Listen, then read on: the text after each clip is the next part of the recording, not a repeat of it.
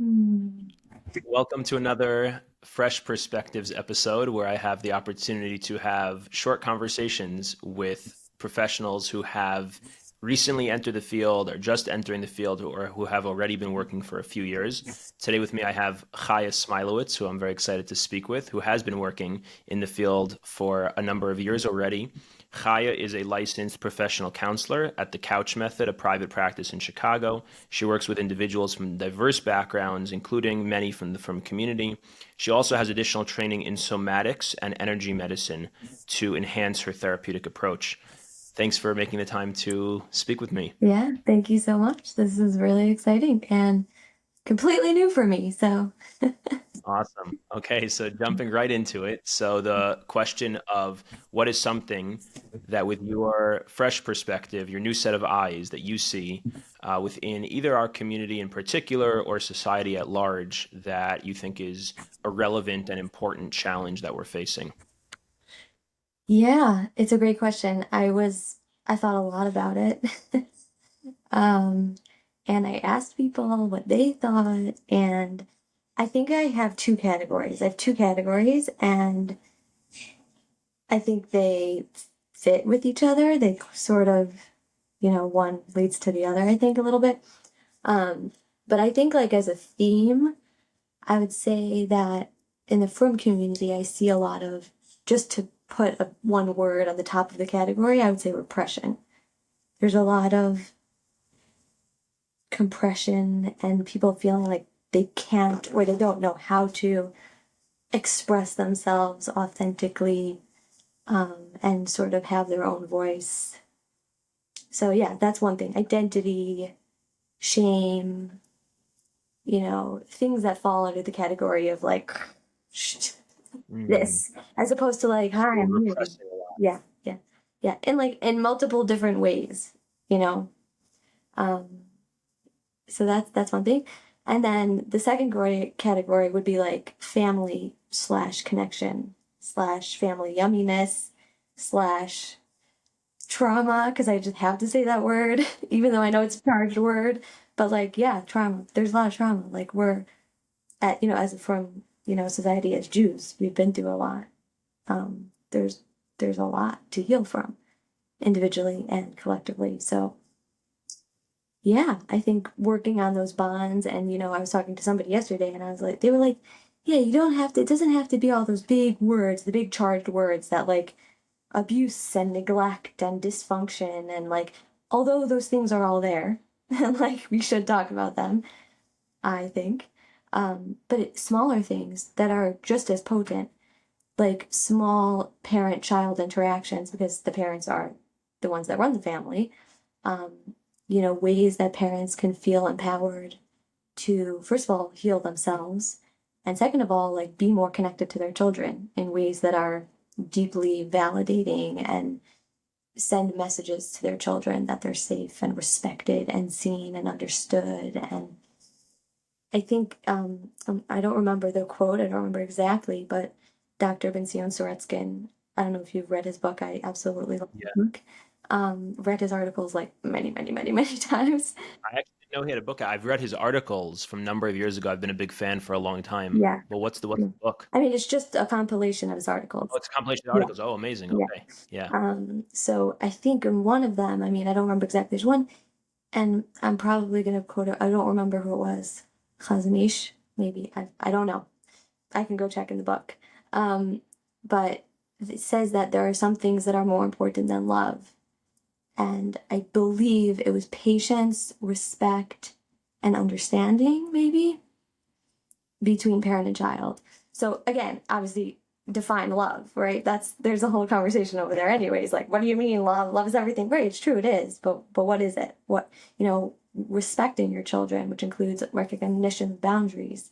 And like that's a whole nother topic, right? Like, um, are very, very important for children to grow up. And I think that when we strengthen those family bonds, or if you're a single person like myself, you strengthen your internal family, like you can be a parent, even if you don't have real kids yet, to yourself.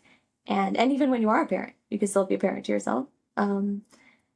to strengthen those bonds, you know, to feel respected, to feel safe, to feel understood, to feel like there's something that can help you work, you know, that you have self. And then that self can go and express itself and feel part of society and feel unrepressed and unoppressed.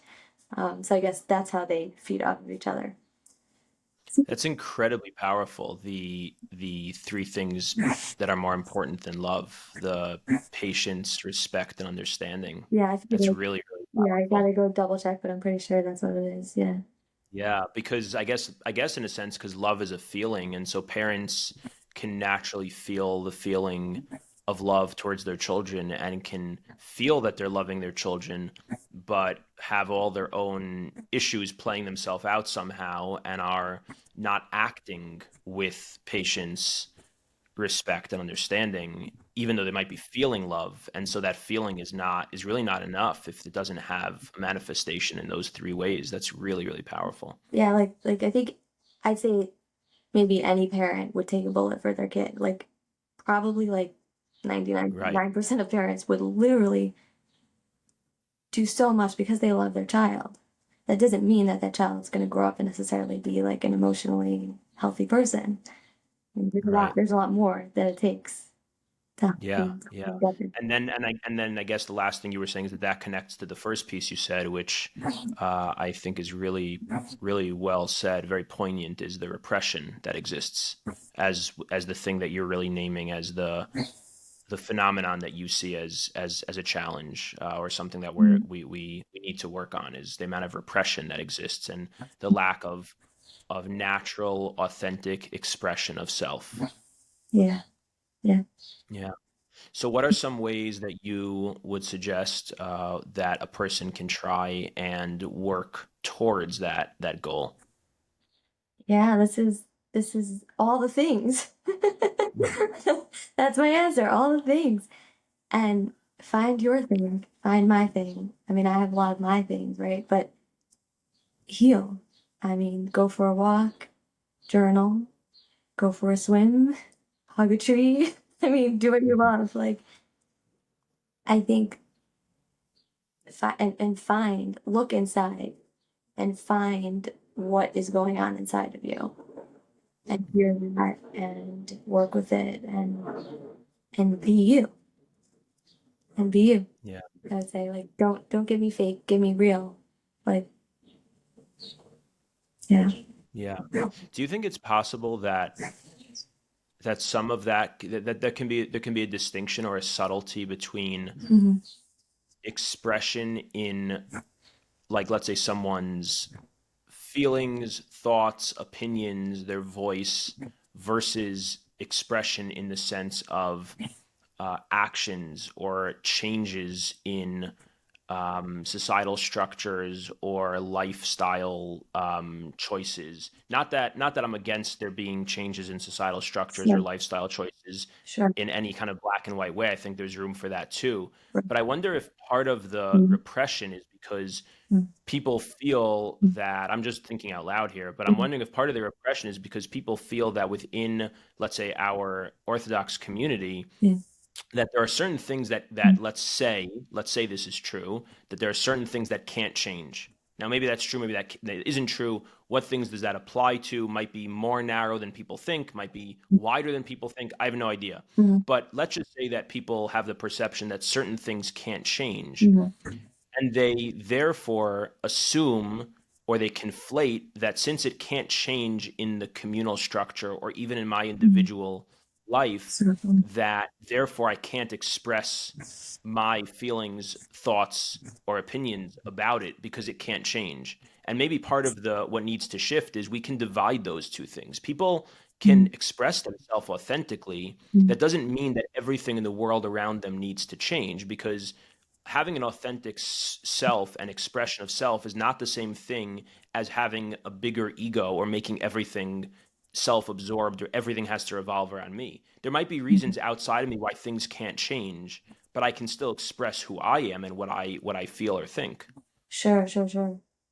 Yeah, yeah.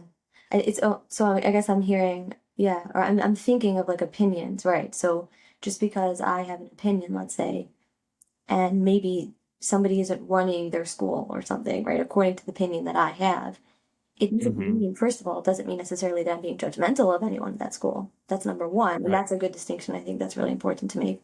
Like, I'm not the principal. I completely respect the tremendous amount of responsibility that that principal has taken upon themselves. Like, so number one, it doesn't mean I'm being, disrespectful or judgmental of somebody, but it also doesn't mean that I have to squash, right, my opinion Right. and not voice it and say, no, actually, Right. I think differently. I think that maybe it would be a really nice way to run a school in this way. And like that doesn't mean that like I could be wrong. Like again, I'm not in a position of Right. power. I Right. don't know I all can the ins have and outs of authentic that. expression of myself. Yeah. Right, right. But this is a thought I have, like yeah, yeah. Even coming on this, I was like, oh my goodness, my own thoughts, everyone else's thoughts. I'm like, am I listening to my own advice? Right? Like, this is supposed to be my voice, and here I am. Like, I asked everyone in my life, I'm like, what do you think? What do you guys think? What do you think? And I'm like, oh my goodness, now I'm not going to say that person's thing, and then I'm going to say their thing, and I'm like, let it go. And then just, yeah, whatever I say. But yeah, That's like, great. I could have an opinion. We could all have opinions. Exactly. Yeah. Mm. Yeah. So transitioning to the second half of the So, conversation, so, which time-wise will be shorter than the first, but yeah, the second part, which is focusing on something that you see from your perspective as a strength within the community, psychologically speaking, yeah, something that we're doing well, yeah, and how we can try and further strengthen that. yeah. Um, so I think that it's interesting. Like I think we're doing the thing that we need. Like, I think that there is a huge, I think, movement towards authenticity. I think there's a big Mhm. movement towards expressing and being open and being real and being honest. And I mean, I know that I'm very like clouded. I'm in my little bubble of an amazing practice with amazing therapists who do amazing work. So I see a lot of growth in terms of people being open to come to therapy, to try new things. It doesn't have to be therapy. It could be anything that you think is healing or potentially helpful in some way. I think that there's been an openness, like I don't think, this is what my rabbi told me a while ago. Like he was like 20 years ago, you were not having like the amount of people in let's say the real yeshiva world open to having. I mean, right now there's like all the yeshiva schools are having meetings with this therapist and three social workers and the OT and the this and that. Like there's an openness to just getting help and to receiving, to learning how to heal, how to feel better. So I think there's an openness. There's an openness to try new things, and there are opportunities for that. Like I think there are opportunities to learn. There are podcasts. There are, speeches. There are things that are going on. Um, yeah, I think Yeah. that's, Yeah. that's my Absolutely. yeah. So how can we continue to strengthen that? What do you think? Um, hmm. I mean, I guess keep doing what we're doing and feel empowered. Like each person to feel, like you're here for a reason, and wherever you are in your journey, and whatever that looks like, it's good. It's like part of this generation. This generation has a lot of power. Like we have a lot of new, I think, ideas about saying like we're not just gonna do the things maybe that we always used to do. Like let's just do it. No, like tell me why. I want Mhm. to know why. I don't understand this. This is something I struggle with, and I'm gonna keep asking the question until maybe I find an answer or maybe I don't. But the question itself is valid. Like so, again, wherever you are in your journey, within Judaism, in spirituality, and in your own psychological healing, be empowered that like you have a place and feel good about it and know that like you're important. Each person's important. Really love it. Thank you. Yeah. Amazing. Thank you so much. Really, really Thank you. insightful and Yeah. meaningful. Yeah. Thank you. Good luck on the rest of all of your endeavors in this new podcast. And yeah, I really appreciate being here. So thank you. Thanks. All right.